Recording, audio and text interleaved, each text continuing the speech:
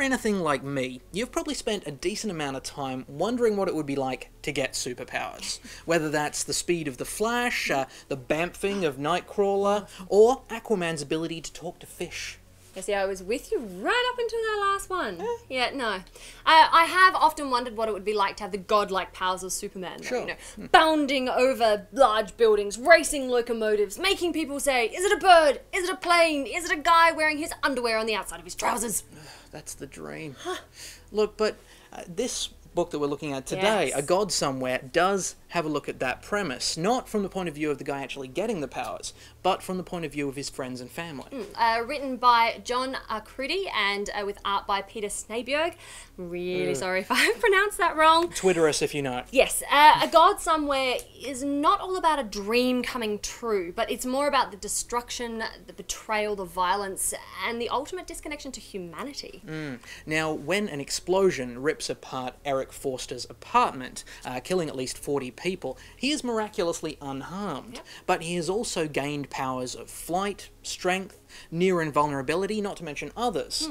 His first act with these powers is to rescue the survivors of the incident, but even then there are dark undertones. Yeah, when you see Eric bursting out of this hospital room, you also see the people around him that are injured by that action. Yeah. That he goes through a glass door, so there's shards of glass, there's metal, there's debris, and you actually get to see the people who are injured by that. It kind of sets the tone for the destruction that follows Eric throughout the rest of this book. Yeah, and that's really what this story is about, the impact of a world once somebody gains these sort of abilities, as that person realizes slowly that they don't have to have any kind of accountability anymore. A person who, for all intents and purposes, is a god. Yeah, and there are some religious overtones to this.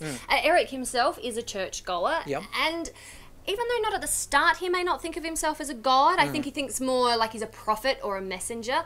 Unfortunately, a lot of other people start believing it too. So there's all these crazy Eric Forster cults popping up all over the place. Yeah, it is interesting to see how people react to this godlike being just dropped amongst them. Eric's best friend Sam, it's interesting to see how at first he really enjoys the perks of being God's best friend, but that all changes, of course, when Eric steps over the line and actually becomes the most wanted man on the planet. And this is where this book really starts turning on you.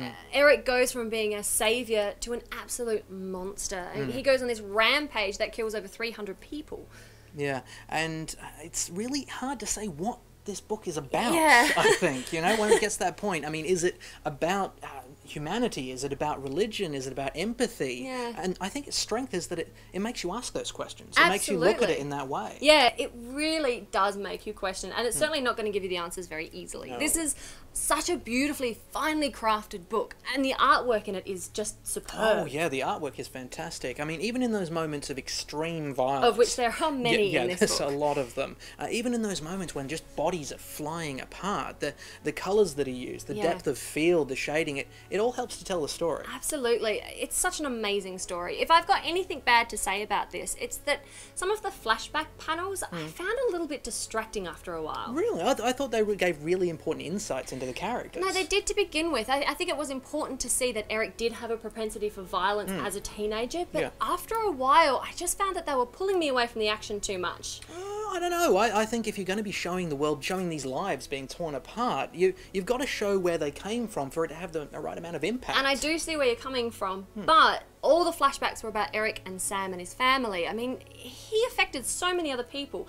Maybe if there were a few of the random victims' backstories, maybe that would have helped it go along for me. It's a fair point, but I think we can both agree this is an important book. Absolutely. It really is an important story that everybody should read. You will find occasionally you need to put it down and walk away and take a break from it, but you will always go back and finish it.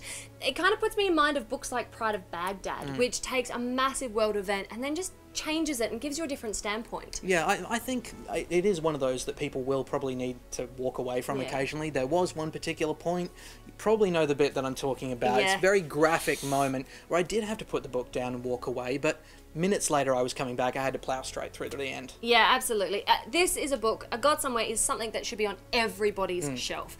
You will read it either once a month or you'll just read it once and never read it again, like I might, Yeah. but you will read it. This is a definite buy for me. Buy it, lend it to your friends, talk about this book. I am giving it a buy twice. First time for that. That way you can have a copy of your own and you can lend it to friends without worry about it, whether you never get it back. That way you do have somebody to talk to about it because you will want to. So do yourself a favour, read this book. Yeah, just have something really happy to do afterwards, like pat kittens or go watch Aladdin. Something. Give someone a hug. Yeah.